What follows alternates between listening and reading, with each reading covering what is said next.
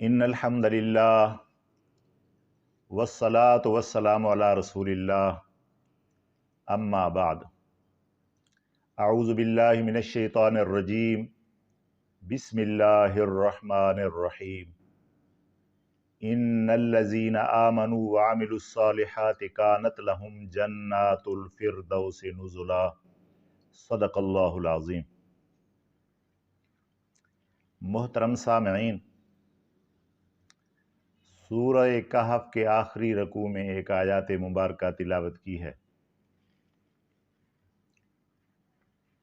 جس میں اللہ تعالیٰ نے جنت میں جانے کے دو بنیادی چیزیں ذکر فرمائی ہیں کہ بے شک وہ لوگ جو ایمان لائے اور عمل صالحہ کیا، قیامت والے دن اللہ تعالیٰ جنت الفردوس میں ان کی مہمان نوازی کریں گے۔ ایمان کیا ہے؟ اعمال صالحہ کیا ہے؟ ایمان صحیح عقیدہ، عمل صالح یعنی عمل سنت کے مطابق۔ انسان ان دو چیزوں کی کوشش کر لے تو اللہ نے جنت کا وعدہ فرمایا ہے۔ پورے قرآن مجید کا مطالعہ فرماویں، کسی جگہ اللہ تعالیٰ نے کسی قوم کے لیے، کسی فرد کے لیے، کسی جماعت کے لیے یہ نہیں فرمایا کہ وہ جنت میں جائیں گے۔ جنت میں جانے کے لیے یہ دو چیزیں بار بار ذکر کی گئیں، کئی بار ذکر کی گئیں کہ جو ایمان اور اعمال صالحہ لے کر آئے گا اس کو جنت ملے گی۔ تو ایمان پہلے تو ہم سمجھتے ہیں کہ قرآن مجید نے ایمان کو کیا سمجھایا، ایمان کیا بتایا، پھر حدیث کی طرف بھی آئیں گے۔ قرآن مجید فرقان حمید میں مکی اور مدنی صورتیں ہیں۔ مکی صورتوں میں ایمان سمجھایا گیا، مدنی صورتوں میں ایمان کے ساتھ ساتھ اعمال بھی سمجھائے گئے، اعمال بھی بتائے گئے۔ تو مکی صورتیں زیادہ ہیں، مدنی صورتیں کم ہیں۔ نبی کریم صلی اللہ علیہ وآلہ وسلم کی مکی زندگی 13 سال ہے، مکی نبوی زندگی، اور مدنی نبوی زندگی 10 سال ہے۔ ایمان اور اعمال صالحہ یہ دونوں لازم اور ملزوم ہیں، دونوں چیزیں لازم ہونی چاہیے، ایمان بھی ہو، اعمال صالحہ بھی ہو۔ صرف ایمان ہو، اعمال صالحہ نہ ہو تو بھی نجات کے لیے کافی نہیں ہے۔ اعمال صالحہ ہو اور ایمان نہ ہو تو یہ بھی نجات کے لیے کافی نہیں ہے۔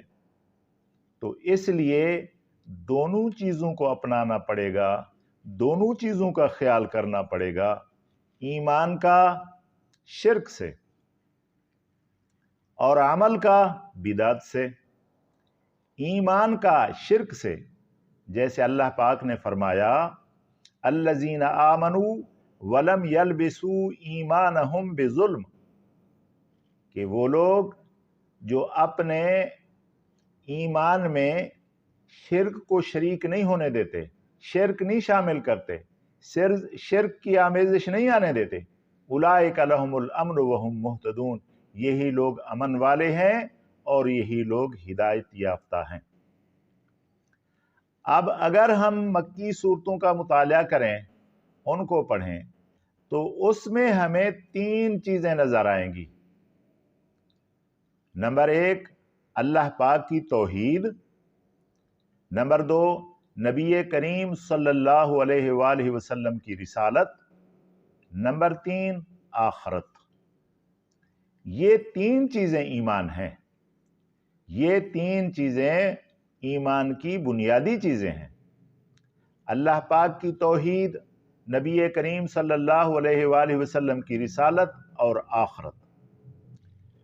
مکہ والوں میں یہی کمی تھی، وہ اللہ کی توحید کے قائل بھی نہیں تھے، نبی کریم صلی اللہ علیہ وآلہ وسلم کو اللہ کا رسول نہیں مانتے تھے، کہتے تھے وَيَقُولُ الَّذِينَ كَفَرُوا لَسْتَ مُرْسَلًا، آپ رسول ہیں ہی نہیں، اور آخرت پر بھی ان کا ایمان نہیں تھا۔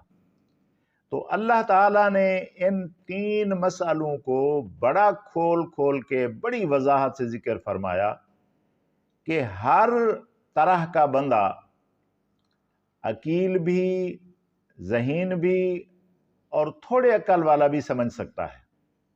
اللہ تعالیٰ نے سمجھانے کے کئی طریقے اختیار فرماوے،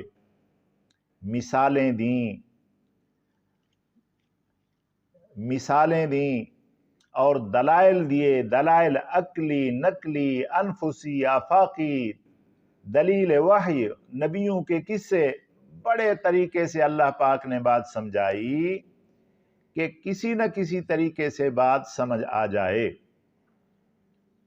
میں کہتا رہتا ہوں کہ اپنا والد اپنی اولاد کو اتنا خیر خواہی سے نہیں سمجھاتا جتنا اللہ تعالیٰ اپنے بندے کو خیر خواہی سے سمجھاتا ہے۔ والد بھی ایک دفعہ بات کہے گا، سمجھ آ گئی تو ٹھیک، دوسری دفعہ، تیسری دفعہ، ورنہ کہے گا دفع ہو جا۔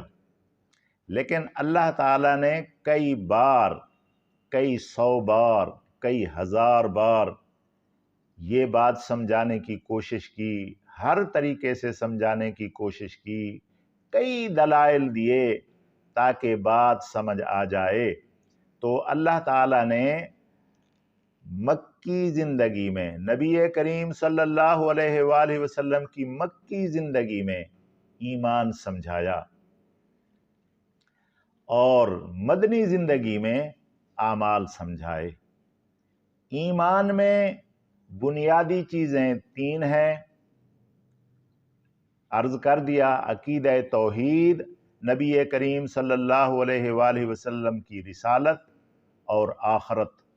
انشاءاللہ آئندہ نشستوں میں ایمان کی پوری تفصیل، نبی کریم صلی اللہ علیہ وآلہ وسلم کی رسالت پر کیسے ایمان ہو، آخرت پر کیسے ایمان ہو، قرآن اور حدیث سے انشاءاللہ تفصیلاً بیان کریں گے۔ اللہ تعالیٰ مجھے اور آپ کو اس پر عمل کرنے کی توفیق عطا فرماوے۔ وآخر دعوانا الحمدللہ رب العالمین۔